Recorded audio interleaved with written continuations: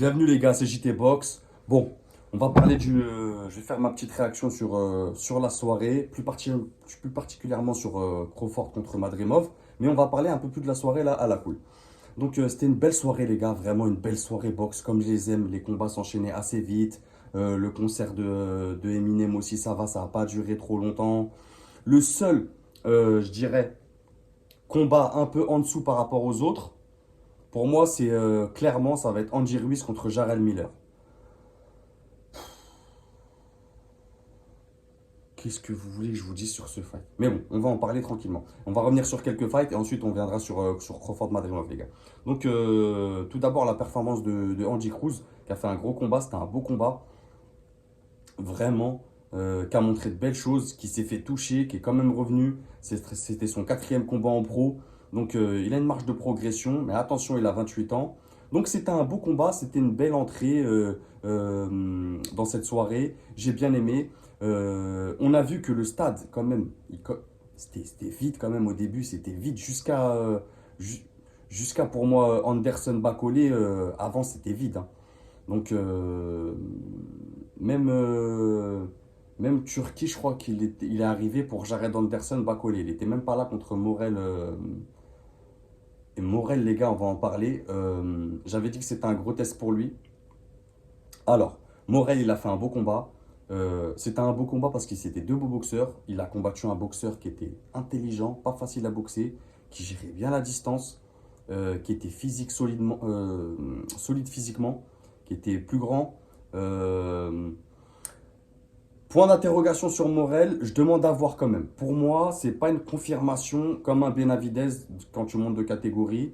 J'attends de voir. Pour moi, il m'en faut plus pour Morel. Même si c'était beau ce qu'il a fait, mais au niveau cardio, vers la fin, il commençait à être cramé. Techniquement, ça manquait sur la fin aussi. J'attends de voir. Il a vraiment, pour moi, il a eu un combat très très dur. Vraiment, il gagne, mais pas facile, vraiment un combat pas facile. Donc j'attends de voir plus. Dites-moi ce que vous en pensez, les gars, de la performance de Morel, mais j'attends d'en voir plus. Ensuite, Anderson Bakouli, on va pas revenir dessus, les gars. J'ai fait ma vidéo réaction. Je vous invite à aller la voir. En mode Mammouth, tu connais Nicky Larson. Ensuite, là, les combats, c'était bien. Tu vois, dans la soirée, il y avait de l'engagement, il y avait de l'attention, il y avait de l'émotion, tout ça. Et Ruiz Miller, comme on sort d'un Jared Anderson contre Bacolé, un combat de zinzin, vraiment chargé en émotion, un combat attendu. Derrière, comme on pouvait s'y attendre, waouh, c'était long, les gars. C'était long, cette histoire. Waouh, les rounds, ils en finissaient plus. Match nul, je ne vais pas revenir dessus. Moi, vous savez que ce combat, j'attendais rien. Donc, match nul, c'est bien. Ruiz vainqueur, c'est bien. Miller, c'est bien. Vainqueur, c'est bien. Euh, c'est pas des combattants auxquels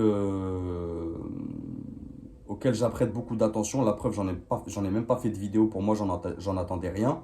Donc, ils ont fait un match nul. Bravo les gars, Sahtek.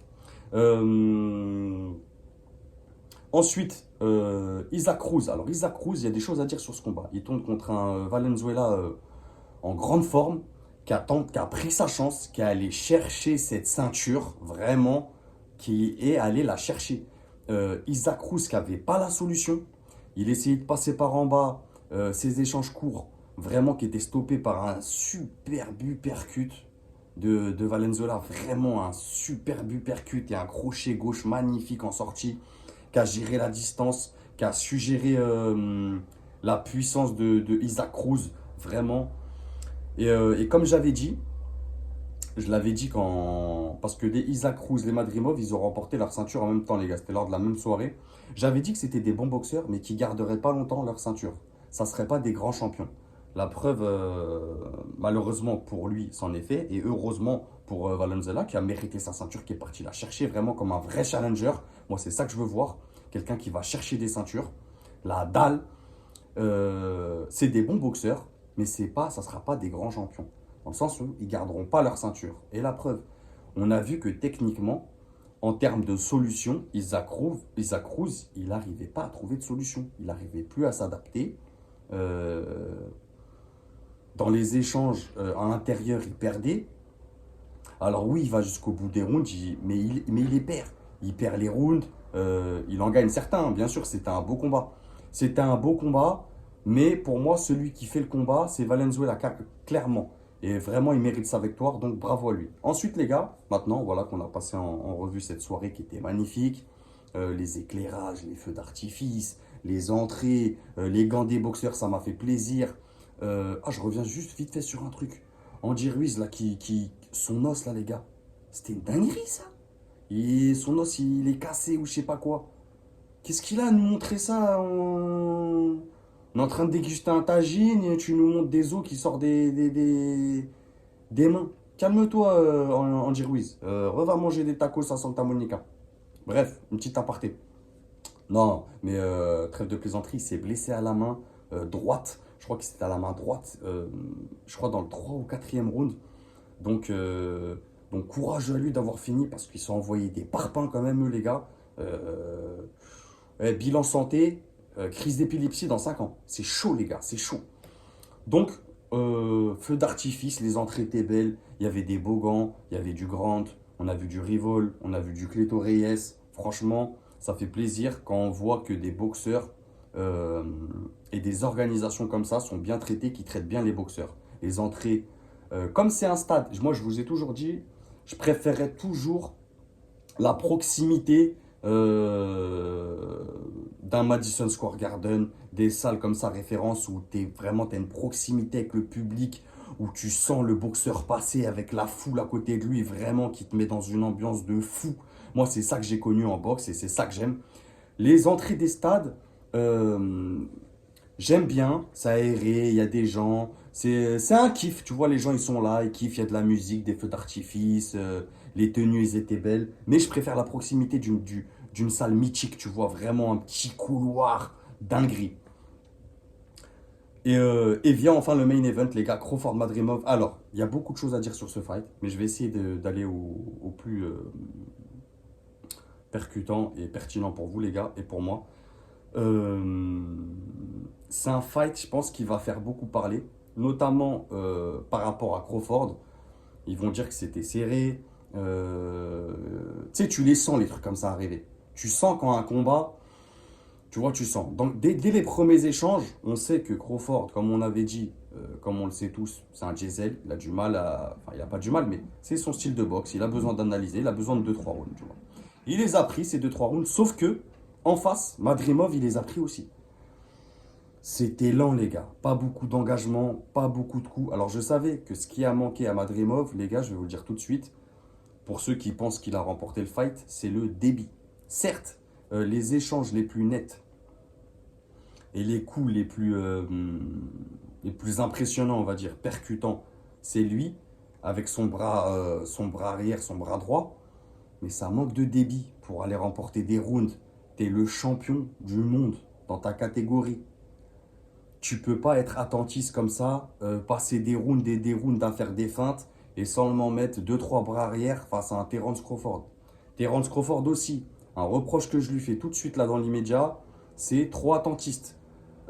Certes, t'as pas combattu depuis plus d'un an, tu montes de catégorie, mais ça manquait d'engagement, vraiment. Et on voyait que quand il commençait à accélérer, excusez-moi les gars, quand Terence il commence à accélérer, il avait le dessus, il pouvait l'avoir largement avec des uppercuts, avec des combinaisons. Il n'y a que lui qui a fait des combinaisons. Madrimov, peu de combinaisons, peu de travail de jab de Madrimov aussi. C'est ça qui a pêché pour lui. Avec un gros travail de jab de Terence qui était dans le bon timing. Qui a manqué un peu de physique. On l'a vu là, pour moi, Terence Crawford, sur ce fight, il a manqué un peu de physique. Vraiment. Et ça se voyait qu'il était en mode, tu vois, je découvre cette KT. Il était un peu, tu sais, genre, je suis là, mais je vais pas à fond. Tu vois, il était un peu en mode, je me retiens, je me retiens. Il s'est fait toucher à plusieurs reprises. Je pense qu'il a dû les sentir. Donc, il était en mode, tu vois, sur la retenue. Mais va chercher la ceinture, mon gars. Certes, tu l'as gagné. Je pense qu'il la gagne parce que, d'une part, ils sont en Amérique. D'une part, c'est Terence Crawford. D'une part, aussi, il a fait le boulot avec son jab, avec ses combinaisons. C'est quand même lui qui remporte les rounds. Il en perd certains, mais les trois derniers, que ce soit le 10, 11, 12, il les remporte et il finit fort. Je pense que c'est ça qui a fait une grande différence. Donc pour moi, combat très serré.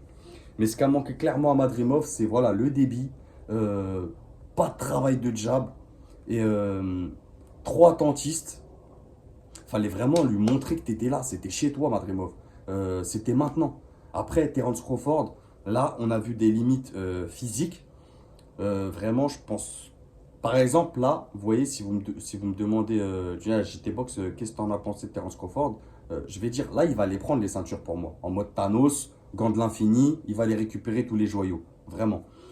Et encore, en voyant ce combat, comme j'avais dit, le seul qui peut l'arrêter, qui peut lui poser problème, pour moi, mis à part Jaron Ennis, ça serait un Vergil Ortiz dans cette catégorie. Et ce combat me renforce dans cette idée. Ortiz, ça colle dur, c'est physique.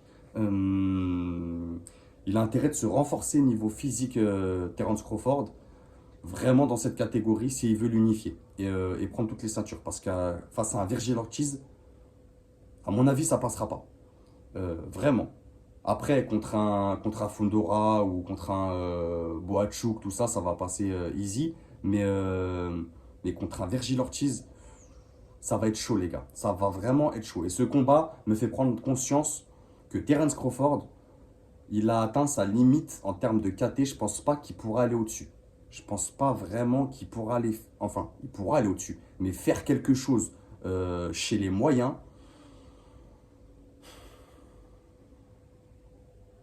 pour moi, ça va être compliqué pour lui. Vraiment.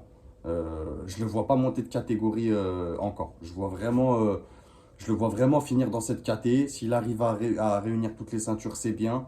Mais comme j'ai dit, moi, le combat là que j'attends de Terence Crawford, c'est soit là, il se rend compte que, bon, après, là, il est encore champion du monde, les gars. C'est une dinguerie. Dans 3 ou 4 catégories différentes. C'est une folie, ce boxeur. Vraiment. Vraiment, pour moi, même s'il n'a pas fait une masterclass sur ce fight, il mérite d'être boxeur de l'année pour son parcours. Vous voyez ce que je veux dire? Il mérite, en vrai. Mais bon, on n'y est pas encore. Il y a Inoue qui combat, il y a encore Canelo, il y a encore Fury. Et c'est là que je vois Tu sais, cette soirée, elle m'a fait penser, les gars. Je discute un peu avec vous, on prend un peu notre temps sur cette vidéo. Vraiment, on est gâtés en boxe. On a des soirées de zinzin. Que ça soit l'année 2023 qui a été folle. L'année 2024 aussi, elle n'est pas finie. Quand je me dis on a encore la chance de voir un Canelo combattre, on a la chance de voir un Naoya en live, les gars, ces gars-là, on a la chance de l'avoir en live. On a un Fury ici que le match retour, on a un Bivol Terbiev, on a que des combats de ouf, vraiment. C'est une grosse année encore, il y a vraiment encore des choses à dire sur cette année, vraiment. Donc voilà, pour moi, Terence Crawford mérite son combat, il a fait le job, mérite d'être champion du monde, mais pour moi, plafond de verre. Voilà, là, il a montré ses limites. Je pense pas qu'il pourra monter au-dessus dans une autre catégorie. Donc voilà, mais pour moi, il remporte le combat, même si c'est un combat serré. Donc voilà, les gars. Prenez soin de vous. On se retrouve bientôt. Et n'oubliez pas, c'est que de la boxe. Bang!